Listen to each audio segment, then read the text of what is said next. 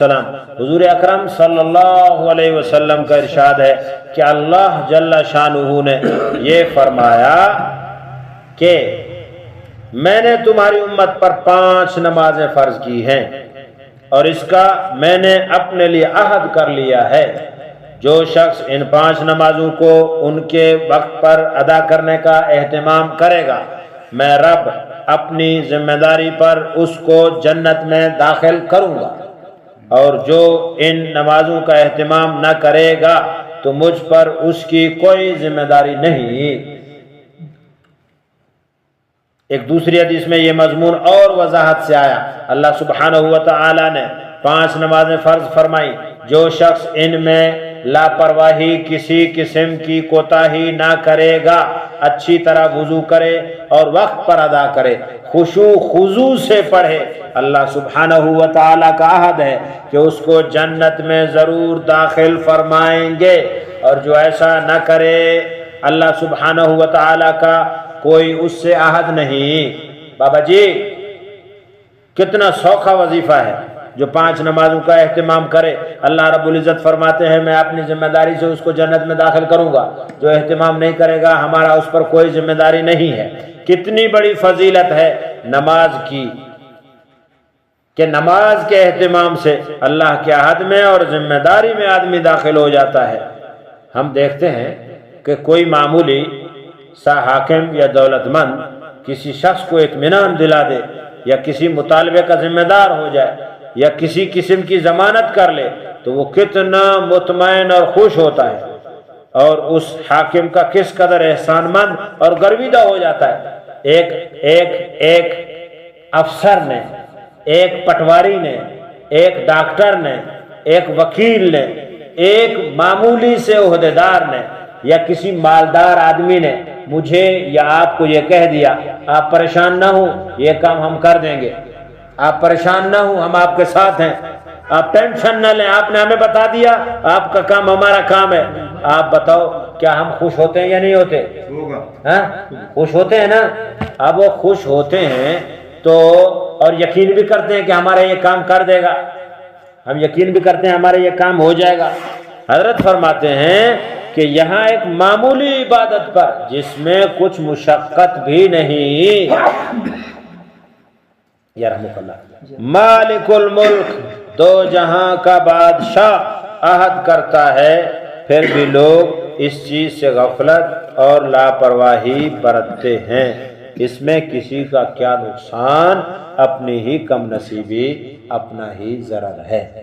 اللہ ہماری حفاظت فرمائے۔ 5 وقت با جماعت مسجد والی نماز اللہ رب العزت ہر مسلمان بالغ مرد عورت کو نصیب فرمائے۔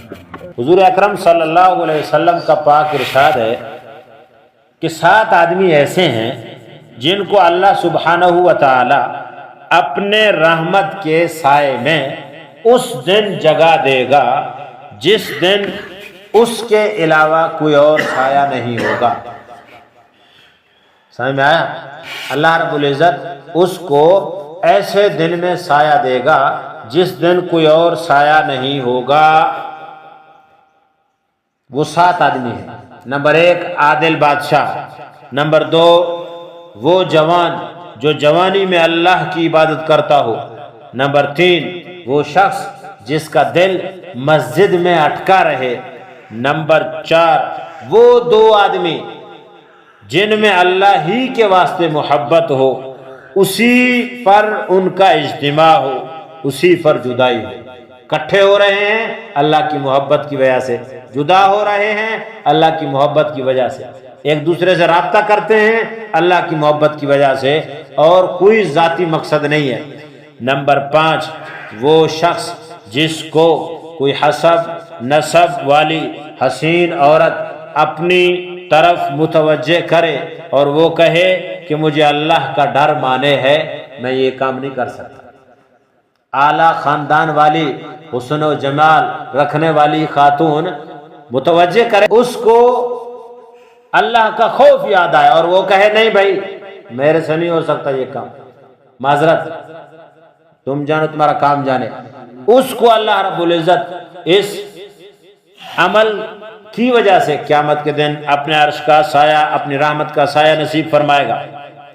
نمبر 6، وہ شخص جو ایسے خفیہ طریقے سے صدقہ کرے کہ دوسرے ہاتھ کو بھی پتہ نہ لگے، چھپ کے دے دے دوسرے ہاتھ کو بھی پتہ نہ لگے۔ نمبر 7، وہ شخص جو تنہائی میں اللہ کا ذکر کرے اور اس کے آنکھوں سے آنسو بہنے لگیں۔ یہ 7 آدمی ایسے ہیں جن کو قیامت والے دن اللہ پاک اپنی رحمت کا سایہ عطا فرمائیں گے، جس دن کوئی اور سایہ نہیں ہوگا، یہ اللہ کی رحمت کے سائے میں ہوں گے۔ ٹھیک ہے، یہ اللہ کی رحمت کے سائے میں ہوں گے۔ اب سوال یہ ہے کہ ان 7 میں سے ہم شامل ہیں یا نہیں ہیں؟ یہ اب ہم میں سے ہر شخص غور کرے کہ ان 7 میں سے کوئی نمبر میرا بھی ہے، پہلا، دوسرا، تیسرا، چوتھا، پانچواں، چھٹا، ساتواں ہے تو سبحان اللہ، الحمدللہ، اللہم لک الحمد ولک الشکر۔ نہیں ہے تو بابا ایک بن جاؤ ان میں سے، تاکہ کل اس دن سایہ مل جائے اللہ کی رحمت کا، جس دن کوئی سایہ نہیں ہوگا۔ آنسو بہنا، اس کا مطلب یہ ہے کہ دیدہ دانستہ اپنے معاصی یعنی گناہوں کو یاد کر کے رونے لگے، میں گناہ گار آدمی ہوں۔ دوسرا یہ بھی مطلب ہو سکتا ہے الغلبہ، شوق میں بے اختیار آنسو بہنے لگے۔ بروایت ثابت بنیانی رحمۃ اللہ علیہ ایک بزرگ کا مقولہ ہے، وہ فرماتے ہیں مجھے معلوم ہو جاتا ہے میری کون سی دعا قبول ہو جاتی ہے۔ لوگوں نے پوچھا کس طرح آپ کو معلوم ہو جاتا ہے؟ فرمانے لگے جس دعا میں بدن کے بال کھڑے ہو جاتے ہیں اور دل دھڑکنے لگتا ہے اور آنکھوں سے آنسو بہنے لگتے ہیں، وہ دعا قبول ہو جاتی ہے۔ وہ دعا کیا ہو جاتی ہے؟ قبول ہو جاتی ہے۔ اور مزید آگے فرمایا ان 7 آدمیوں میں جن کا ذکر حدیث میں پاک میں آیا، ایک وہ شخص بھی ہے جو اللہ کا ذکر تنہائی میں کرے اور رونے لگے۔ اس شخص میں 2 خوبیاں جمع ہیں اور دونوں اعلیٰ درجے کی ہیں۔ ایک اخلاص، ایک خوبی اس کی اخلاص ہے، اللہ کی یاد میں مشغول ہو، تنہائی میں اللہ کی یاد میں مشغول ہو، یہ اخلاص۔ نمبر 2 اللہ کا خوف، یہ شوق، دونوں میں رونا آتا ہے اور دونوں کمال کی باتیں ہیں۔ ہمارا کام ہے راتوں کو رونا یاد دل بھر میں، ہمارا کام ہے راتوں کو رونا یاد دل بھر میں، ہماری نیند ہے محو خیال یار ہو جانا، یار کے خیال میں گم ہو جانا، یہ ہمارا کیا ہے؟ ہماری نیند ہے۔ اور ہمارا کام راتوں کو بیٹھ کر دل بھر کے یاد میں۔ اور آج لوگ بہت ہیں جو حسن فانی یا عشق مجازی میں گرفتار ہو کر لڑکی کے پیچھے روتے ہیں، پاگل ہو جاتے ہیں، دماغ ان کا گھوم جاتا ہے۔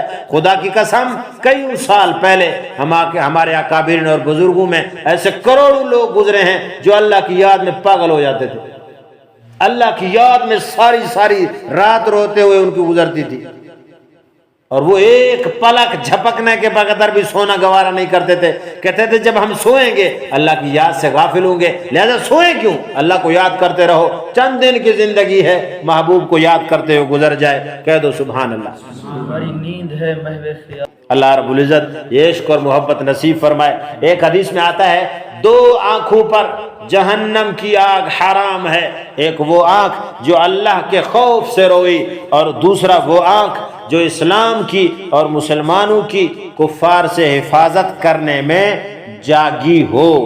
ایک اور حدیث میں آتا ہے جو آنکھ اللہ کے خوف سے روئی ہو اس پر جہنم کی آگ حرام ہے، اور جو آنکھ اللہ کی یاد راہ میں جاگی ہو اس پر بھی آگ حرام ہے، اور جو آنکھ ناجائز چیز مثلا نامحرم یعنی لڑکیوں کو گھورنا، تاڑنا، دیکھنا اور اس طرح آنکھیں مروڑ کے دیکھنا، فرمایا کہ نامحرموں سے، لڑکیوں سے، لوگوں سے، خواتین سے اپنی آنکھوں کو بچانا، رک جانا، اس پر بھی جہنم کی آگ حرام ہے۔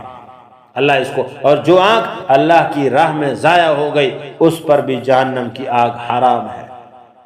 اللہ رب العزت ہم سب کو ایسی آنکھیں نصیب فرمائے۔ ایک حدیث میں آتا ہے جو شخص تنہائی میں اللہ کا ذکر کرنے والا ہو وہ ایسا ہے جیسے اکیلا کفار کے مقابلے میں چل نکلا ہے، اکیلے کفار کے سامنے کھڑا ہے، اکیلے اللہ کے حکم کو پورا کرنے کے لیے کفار کے مقابلے میں کھڑا ہوا ہے۔ اللہ تعالی ہم سب کو عمل کی توفیق عطا فرمائے۔